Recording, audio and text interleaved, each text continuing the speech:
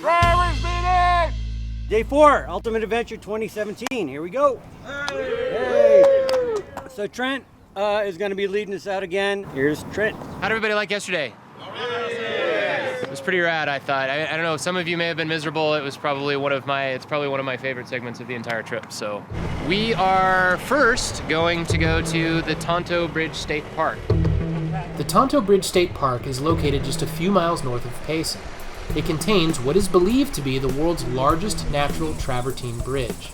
The bridge itself spans a 400-foot-long tunnel that is 150 feet wide at its widest point and reaches a height of 183 feet. It was discovered in 1877 by David Gowan, who is said to have found the bridge while he was hiding from hostile Apaches. So impressed with the area, he convinced his family to emigrate from their native Scotland, and he claimed the land containing the bridge for himself under squatters' rights. The Gowan family lived in the area until the late 1940s. Among the things that makes Ultimate Adventure unique is that it's not just about going four-wheeling. We also like to check out the sights when the schedule permits. With a relatively short trail planned for the day, it was the perfect opportunity to check out a very unique natural formation. I just popped my head under here. I mean, I was working on the truck all morning, but I just popped my head under and took a look and just noticed, because there was a drip on here and the thing was just loose in there. The rear output seal on the transfer case popped out at some point yesterday probably, and it looks like we're losing our transfer case fluid, so we're just trying to figure out how to get it back in there. Unfortunately, we were burning daylight. Rick Payway stayed back with Wayne Jack while the rest of the group headed for the nearby trail. Spent the morning at the Tonto Bridge State Park, checked out the world's largest natural travertine bridge, and now we are at Pyeatt Draw. This is in the Tonto National Forest. This is actually the hardest, pretty much the hardest trail in the entire area.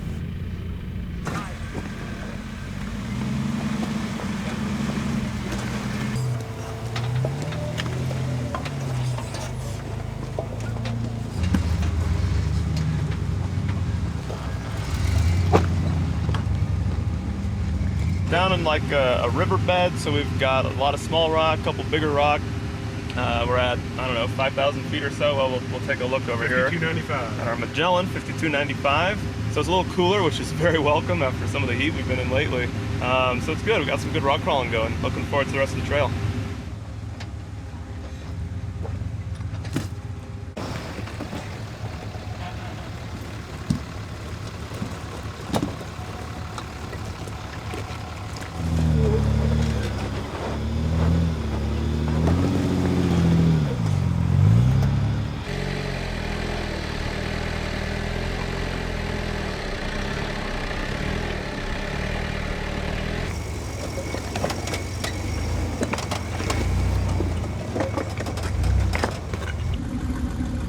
Pyeatt Draw offers a unique opportunity to do some rock crawling among the pine trees.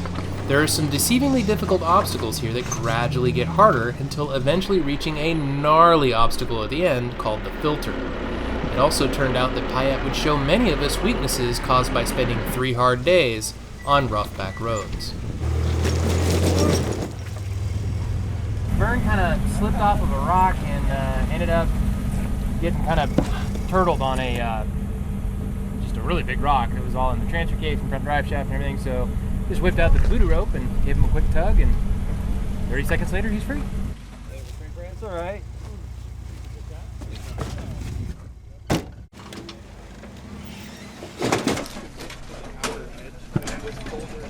That was a big rock with a big drop on the backside.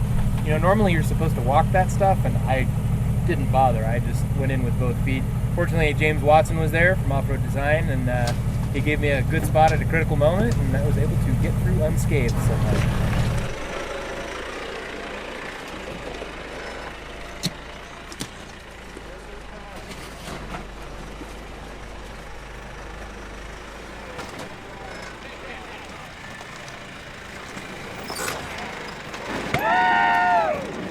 My cheering squad.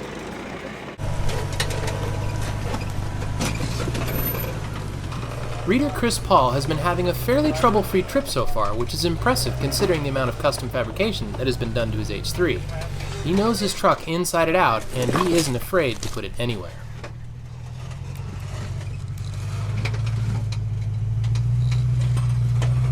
Keep going past it, sir.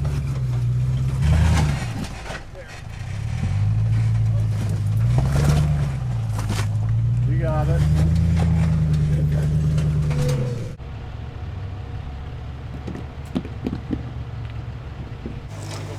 Damon Haas hasn't had quite the same luck with the 61 Scout.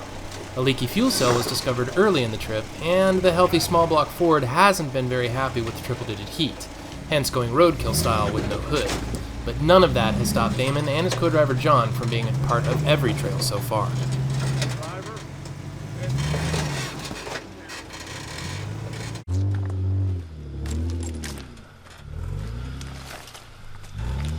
We got like the biggest rock on the trail so far. I don't know if this is the end or if this is just a good obstacle in the middle of the trail.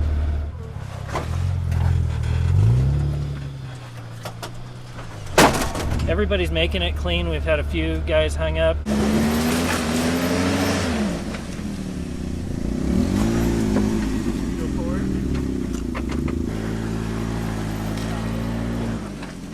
Looks like Clifton done got hung up over there. Do I need to hook up and pull both of them?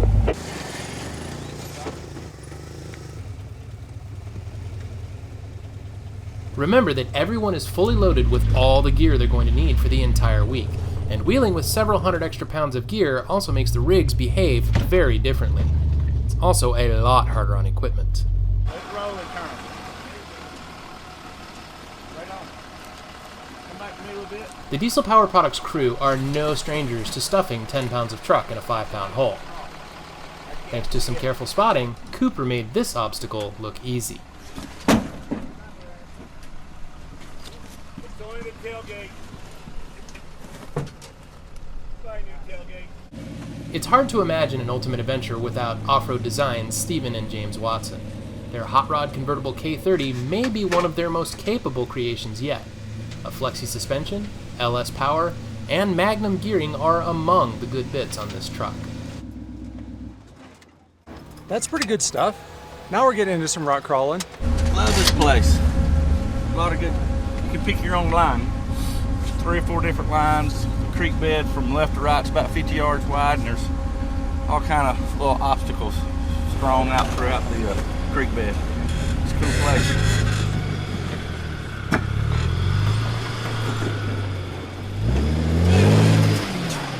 Playing around on that shelf down there and just got all mired up and everything. Finally got up it, but what happened was in the process, kept jumping out of gear. I was thinking it was transfer case leak, which was messed up. Well, it turns out it actually broke the motor mount bracket off the side of the block, of the engine block. So the whole thing is sitting in there this way. So with plenty of helping hands on deck to get Trent up and rolling, I slid into the lead to keep the group moving forward. After all, Ultimate Adventure waits for nobody, even the trail leader.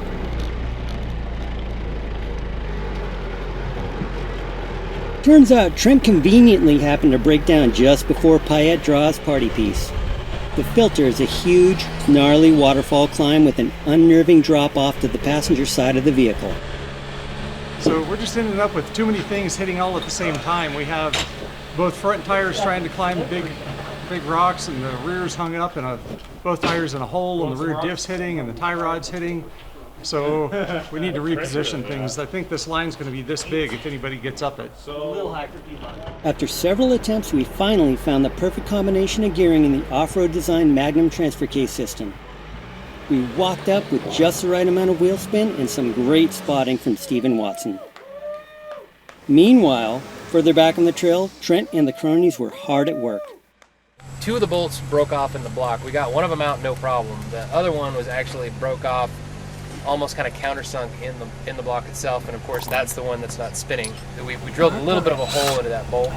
We'll weld the Allen wrench to it, and hopefully we can then back it out.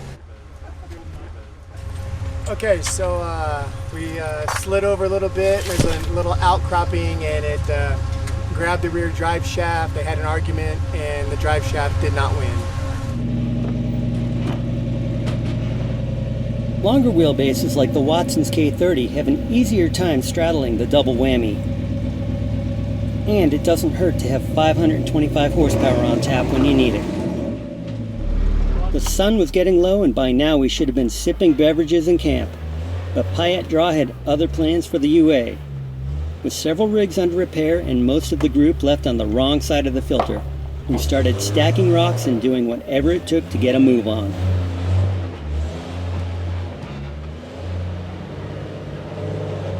Well, we've been hitting the obstacles pretty hard here this afternoon, and it's a lot of fun, but big trucks, they exert a lot of force on things, so I've rocked my eccentrics and made my driveline angle a little bit off. So what I'm going to do is take the weight off the front with the bottle jack here and loosen up the driver's side and rock it back to where it was, and then do the same thing to the passenger side. Hopefully we'll be back on track here shortly.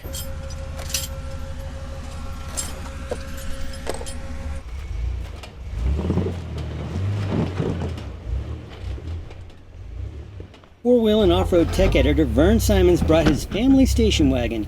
It's just a mild little mall crawler that's nothing special.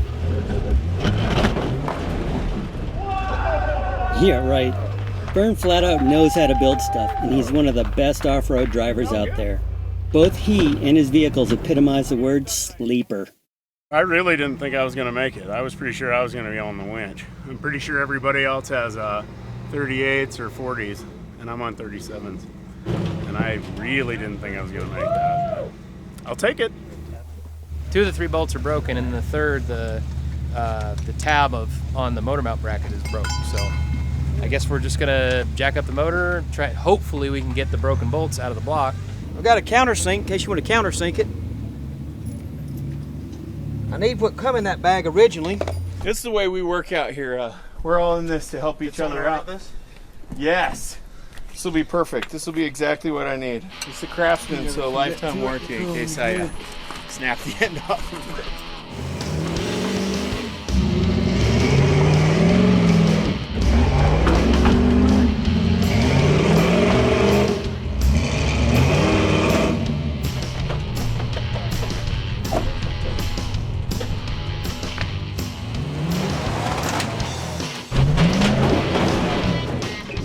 So the Hummer was coming up, and we decided we needed to go ahead and winch. However, we got really heavy on the back, ended up pulling a bead, and now we got a whole other problem. So we actually have another vehicle on the other side pulling off the exo cage to unload the front, and now we're going to get a high lift under it, get some air in it, get it up top, because in addition it's got a broken hub. We got 2 warns on them because it's a pretty heavy pull, big heavy truck.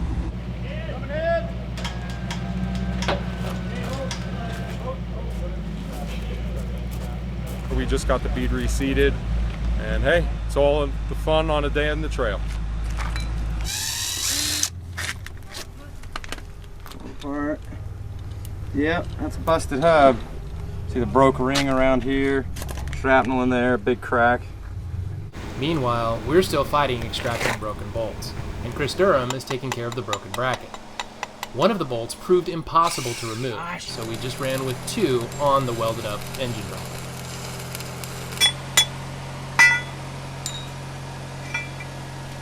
So that old saying, we get by with a little help from our friends. We got the eccentrics rocked the way we need to. The driveline's happy. We're back rolling on the trail here, having a blast. So all smiles, no whining.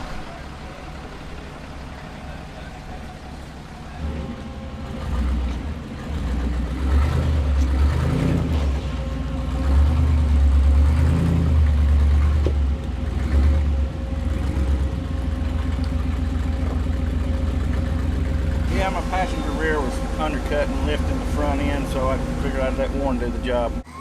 Well, Keith gave it a good try, couldn't make it up, so he hooked up his 8274.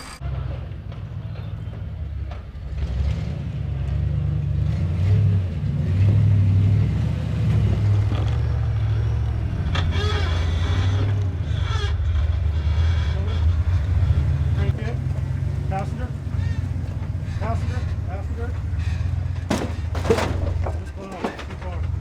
You need to throw passenger soon. Passenger. Driver. Tell you what I saw. I saw this guy. It's steep waterfall rock climb, and of course it's off-camber to the downhill direction. So as you start to get some traction and climb the thing, you feel like you're going off to the right. But had Christian stacking some rocks for me. Had some good spotting, a little bit of worn winch, and we're up the hill. So here we are. We are doing a lot of winching, which is probably pretty smart. The spot is definitely taking out some vehicles today. We had a lot of damage.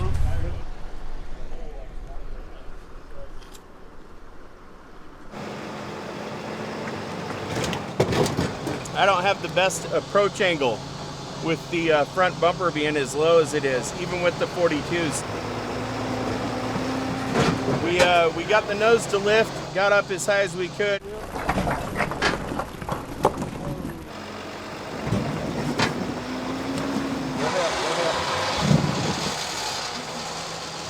Our worn winch came through in a pinch. The old 16.5 Ti got some work in, and hey, here we are moving on down the trail. Got a couple of things to look at underneath. It looks like the plague of the eccentrics has hit us again, so our pinion has changed and our driveline is all kinds of wonky. So we're gonna end up readjusting that, and then we're ready to roll on. Last clown Tom Boyd made several attempts at the filter and burned shrink ray TJ, but this is about as far as he got before going for the Warren. Brony extraordinaire Sam Gillis is always good for a one-liner and a thick, heavy southern drawl. And failing that, just sit back and watch him take his mean green tube car up the gnarliest optional lines available. With a 5-foot vertical wall to climb, this was definitely a make or break obstacle.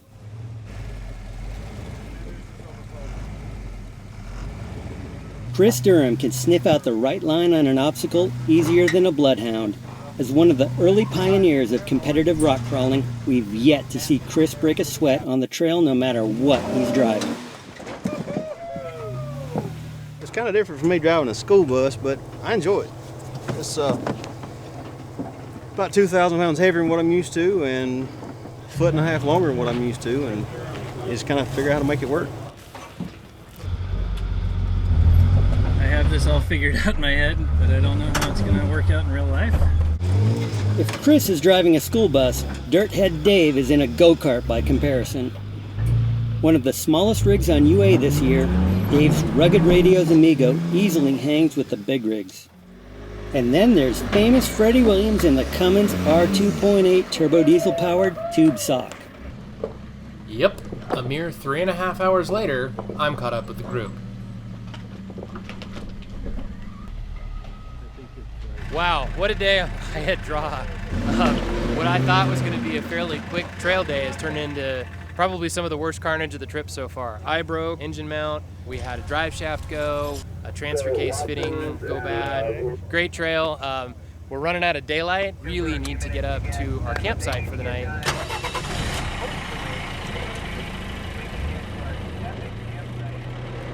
Not only are we not getting to camp before dark, but we had to hop on the pavement just so we wouldn't get to camp after midnight.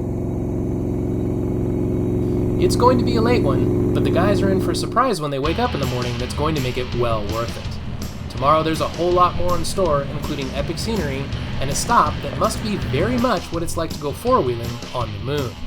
We're over halfway through the week, but in some ways, UA is just getting started.